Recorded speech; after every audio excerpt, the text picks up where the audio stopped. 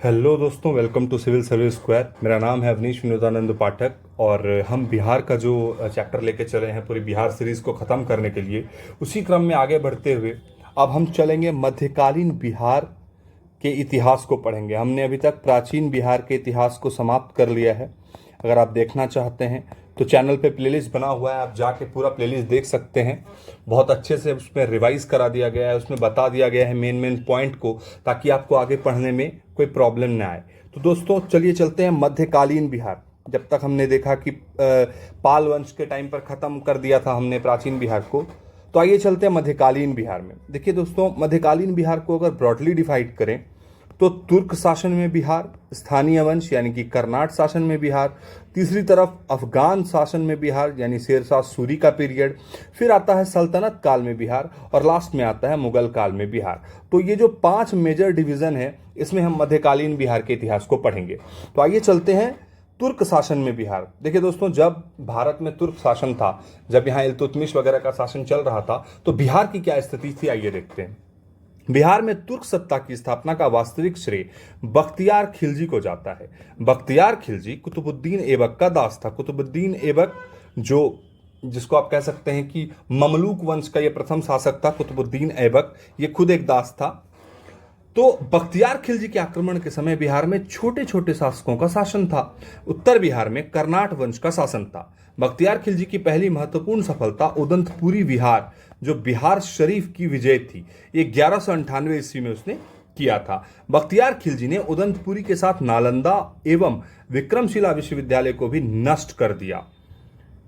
इन विश्वविद्यालयों में उसने आग लगवा दिया था। उसने 1203 ईस्वी में नदिया बंगाल पर चढ़ाई की, जो सेन वंश की राजधानी थी। उस समय सेन वंश का शासन लक्ष्मण सेन के हाथ में था, लेकिन लक्ष्मण सेन ने बिना लड़े ही डर कर भाग गया और बख्तियार ने इस क्षेत्र पर अधिकार कर लखनौती को अपनी राजधानी बनाई। तो बख्तियार की जो राजधानी थी वो लखनौती थी। बख्तियार की हत्या, ये इंपॉर्टेंट पॉइंट है कि बख्तियार की हत्या उसके एक अधिकारी अली मर्दान ने कर दी और उसके शव को बिहार शरीफ के इमादपुर नामक स्थान पर दफनाया गया। तो ये इंपॉर्टेंट है, पूछ सकता है कि जो बख्तियार खिलजी है उसका शव कहां पर दफनाया गया है। अब दूसरी तरफ चलते हैं स्थानीय वंश यानी कर्नाट वंश पर। देखिए दोस्तों, मिथिला जो एरिया है उसमें कर्नाट वंश प्रभुत्व में आया था। पाल वंश के पतन के बाद क्या हुआ कि तिरहुत और मिथिला क्षेत्र में कर्नाट वंश का उदय हुआ। कर्नाट वंश के संस्थापक का नाम था नान्यदेव।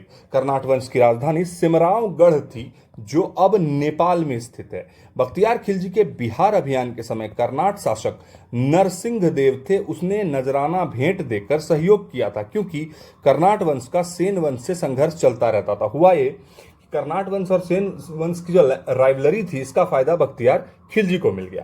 कर्नाट वंश पर तुर्क सेनापति तुगरिल तुगन के अभियान की चर्चा तिब्बती धर्मा स्वामी ने की है। तुगरिल तुगन किस पे अभियान करता है? कर्नाट वंश पर। सामान्यतः दिल्ली के सुल्तान के साथ कर्नाट वंश का संबंध नजराना एवं भेंट का था, परंतु गयासुद्दीन तुगलक ने अपने बंगाल अभियान, जो उसने 1324 से 25 के क्रम में चलाया था, कर्नाट क्षेत्र पर पूर्ण विजय प्राप्त कर लिया था। गयासुद्दीन के अभियान के समय कर्नाट वंश का शासक हरिसिंह देव था। यह बीपीएससी में बार बार रिपीट पे पूछा गया है, आप याद रखेंगे। हरिसिंह देव जो है 1279 से लेके 1335 यानी कि समाज सुधारक भी थे। हरिसिंह इस वंश का अंतिम शासक था। इसके समय पंजी प्रबंध का विकास हुआ था। ये इंपॉर्टेंट है कि हरिसिंह देव के समय पंजी प्रबंध का विकास हुआ था। मैथिली भाषा का विकास कर्नाट राजवंश के दौरान हुआ था। ये भी एक इंपॉर्टेंट पॉइंट आता है कि मैथिली भाषा का विकास किस राजवंश के दौरान बिहार में हुआ था, तो ये कर्नाट वंश के शासन के टाइम हुआ था। अब आते हैं सल्तनत काल में बिहार। सल्तनत यानी जब दिल्ली के तख्त पर दिल्ली सल्तनत शुरू हो गया है, तब देखते हैं क्या है। दिल्ली के सुल्तान एवं बंगाल शासकों के बीच निरंतर होने वाले संघर्ष में बिहार लंबे समय तक युद्ध का अखाड़ा बना रहा। इल्तुतमिश दिल्ली सल्तनत का प्रथम सुल्तान था जिसने बिहार पर अभियान किया। उसने 1225 ईस्वी में बंगाल एवं बिहार पर अधिकार किया, परंतु यह अधिकार उसके उत्तराधिकारी के समय खत्म हो गया। इल्तुतमिश ने बिहार में प्रथम सूबेदार के रूप में मालिक जानी को नियुक्त किया था। ये क्वेश्चन भी कई बार रिपीट करके पूछा गया है कि इल्तुतमिश ने प्रथम सूबेदार किसे बनाया था, तो आप याद रखेंगे मालिक जानी को। तुगलक काल में बिहार पर सुल्तानों का वास्तविक नियंत्रण हुआ। 1324 से 25 में गयासुद्दीन तुगलक ने कर्नाट क्षेत्र पर विजय प्राप्त कर लिया, हमने देखा था ऊपर। फिरोज शाह तुगलक भी अपने बंगाल अभियान जो उसने 1359 के समय में बिहार आया था, पटना और गया से उसके अभिलेख प्राप्त हुए हैं, ये एक इंपॉर्टेंट पॉइंट है। राजगीर के जैन मंदिर के अभिलेखों में उसके द्वारा अनुदान देने के प्रमाण भी मिलते हैं, ये इंपॉर्टेंट पॉइंट है। तुगलक काल में बिहार की राजधानी बिहार शरीफ थी। उस काल में बिहार शरीफ का नगर बौद्ध धर्म का प्रमुख केंद्र था। तुगलक काल में बिहार के प्रशासकों में सबसे महत्वपूर्ण नाम मालिक इब्राहिम का है, जो मालिक बयां कहलाते थे। इनका मकबरा बिहार शरीफ में पहाड़ी पर स्थित। 13वीं शताब्दी के मध्य में मिनहाजे सिराज की रचना तबकाते नासिरी में बिहार का नाम का उल्लेख मिलता है। ये बहुत इंपॉर्टेंट है, कई बार मिनहाजुस सिराज और तबकाते नासिरी का चर्चा आता है, तो आप ये पॉइंट बिल्कुल भी नहीं भूलेंगे। इनफैक्ट यहीं से अभी से आप इसे याद रखेंगे। तो आइए चलते हैं अगले पॉइंट। वहीं अगर हम बात करें अफगान शासन में बिहार, तो सिकंदर लोदी ने 1495 से 96 ईस्वी में दरिया खान नूहानी को बिहार में प्रथम प्रशासक या राज्यपाल नियुक्त किया। ठीक है। इब्राहिम लोदी की मृत्यु के बाद दरिया खान नूहानी का पुत्र बहार खान नूहानी ने स्वतंत्र सत्ता की घोषणा कर दी। दूसरी ओर अफगान शासक महमूद लोदी बाबर से बचने के लिए बिहार आ गया। बाबर ने 1529 ईस्वी में घाघरा के युद्ध में बिहार के इन अफगानों को पराजित कर दिया और घाघरा के युद्ध के बाद बिहार में शेरशाह के नेतृत्व में पुनः अफगानों का उदय हुआ। और अब जो हम पढ़ने जा रहे हैं शेरशाह सूरी, ये बहुत इंपॉर्टेंट है एग्जाम के लिहाज से, या फिर ये कहें कि मध्यकालीन बिहार के लिहाज से भी ये बहुत इंपॉर्टेंट है। तो आइए चलते हैं शेरशाह सूरी पर। शेरशाह सूरी का जन्म 1486 ईस्वी में हुआ। उनके पिता का नाम हसन खां था, जो सासाराम के जागीरदार थे। शेरशाह के बचपन का नाम फरीद खां था। बहार खान नूहानी ने फरीद खां को शेर खां की उपाधि दी। शेर खां ने नूहानियों के पतन के बाद बहार खां की विधवा दूदू बेगम से विवाह कर बिहार के क्षेत्र को अपने अधीन कर लिया। शेर खां ने 1534 में सूरजगढ़ की लड़ाई में बंगाल को पराजित कर उस पर अधिकार कर लिया। शेर खां ने हुमायूं को यह प्रस्ताव दिया था कि यदि उसे बंगाल पर अधिकार करने दिया गया तो वह बिहार को समर्पित कर देगा और 10 लाख दिनार वार्षिक रूप से देगा। 1539 में चौसा के युद्ध में हुमायूं को पराजित कर उसने शेरशाह की उपाधि धारण की, ये भी एक इंपॉर्टेंट पॉइंट है। और 1540 में कन्नौज यानी कि बेलग्राम के युद्ध में हुमायूं को पराजित कर उसने दिल्ली में शूर वंश की स्थापना की। 1541 में शेरशाह ने पटना का दुर्ग बनवाया तथा इस नगर को बिहार की राजधानी बनाया। इसका वर्णन अब्दुल्लाह के तारीखे दाऊदी में मिलती है, ये पॉइंट भी इंपॉर्टेंट है पूछने के लिहाज से। शेरशाह ने 1543 में रायसीन, 44 में मारवाड़ विजय किया और 1545 में कलिंजर अभियान में गोला फटने से वह घायल हो गया और उसकी मृत्यु हो गई। शेरशाह ने अपने जीवन काल में ही सासाराम में इंडो इस्लामिक स्थापत्य कला पर आधारित मकबरा का निर्माण प्रारंभ करवाया। शेरशाह की मृत्यु के बाद उसके पुत्र इस्लाम शाह ने इसे बनवाया। कृत्रिम झील के मध्य स्थित यह इमारत आकार में अष्टकोणीय है एवं लाल बलुआ पत्थर से निर्मित है। शेरशाह ने बिहार में रोहतास का किला भी बनवाया। शेरशाह ने जब्ती प्रणाली चलाई जिसमें भूमि के माप के आधार पर लगान निर्धारण किया जाता था। इसके बाद में इसे अकबर ने भी अपनाया था, ये एक इंपॉर्टेंट पॉइंट है। शेरशाह का शासन सुव्यवस्थित शासन प्रणाली के लिए प्रसिद्ध था। उसने संचार व्यवस्था, डाक व्यवस्था, सैन्य व्यवस्था, राजस्व व्यवस्था में व्यापक सुधार किए थे। शेरशाह सूरी ने शुद्ध चांदी का रुपया और तांबे का दाम प्रचलित करवाया। शेरशाह के बाद उसका पुत्र जलाल खां इस्लाम शाह की उपाधि के साथ गद्दी पर बैठा। उनका नाम जलाल खां था और बाद में शूर वंश 3 भागों में बट गया। 1555 में मच्छीबार एवं सरहिंद के युद्ध में हुमायूं ने सिकंदर सूरी को पराजित कर फाइनली सूरवंश का अंत कर दिया। सूरवंश के बाद आता है चेरो वंश। पाल वंश के पतन के पश्चात बिहार के क्षेत्र में स्थानीय राज्यों का भी उदय हुआ। उन्हीं राज्यों में एक प्रमुख था चेरो का। चेरो राज्य का क्षेत्र शाहबाद, सारण, मुजफ्फरपुर, पलामू तथा वाराणसी का क्षेत्र था। चेरो वंश की स्थापना 12वीं सदी में हुई थी। चेरो वंश का मुख्यालय बिहियां यानी भोजपुर था।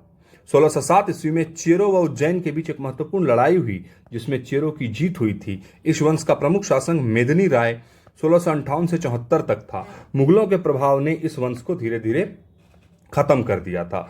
अब आते हैं मुगल काल में बिहार। शेरशाह की मृत्यु के बाद कुछ वर्षों तक शूर वंश की सत्ता बनी रही, लेकिन 1555-56 ईस्वी में मुगल राज्य की पुनः स्थापना हो गई। दिल्ली में मुगल राज्य की पुनः स्थापना के समय बिहार में ताज खां करारानी के नेतृत्व में एक अफगान राज्य का गठन हुआ। आइए अब चलते हैं अकबर के समय में बिहार। देखिए, ताज खां करारानी ने अकबर के प्रति सम्मान की नीति अपनाई, लेकिन उसके पुत्र दाऊद खां करारानी ने इसका विरोध किया। अकबर ने उसे दंडित करने के लिए स्वयं आक्रमण किया। 1576 ईस्वी में उसने पटना को जीत लिया और दाऊद खां को पटना छोड़कर भागना पड़ा। दाऊद खां बिहार का अंतिम अफगान शासक सिद्ध हुआ। 1580 ईस्वी में बिहार को मुगलों द्वारा एक सूबा यानी प्रांत का दर्जा दिया गया। अकबर द्वारा मुनीम खां को बिहार का गवर्नर बनाया। अकबर के समय राजा मान सिंह को बिहार का प्रांतपति 1587 से 1594 तक बनाया गया और मान सिंह के समय मुगल साम्राज्य बिहार में काफी मजबूत हो गया था। मान सिंह के समय ही रोहतास को बिहार की राजधानी बनाया गया। ये इंपॉर्टेंट है, वो पूछ सकता है कि किसके समय रोहतास को बिहार की राजधानी बनाया गया था। अब आते हैं जहांगीर के टाइम पे।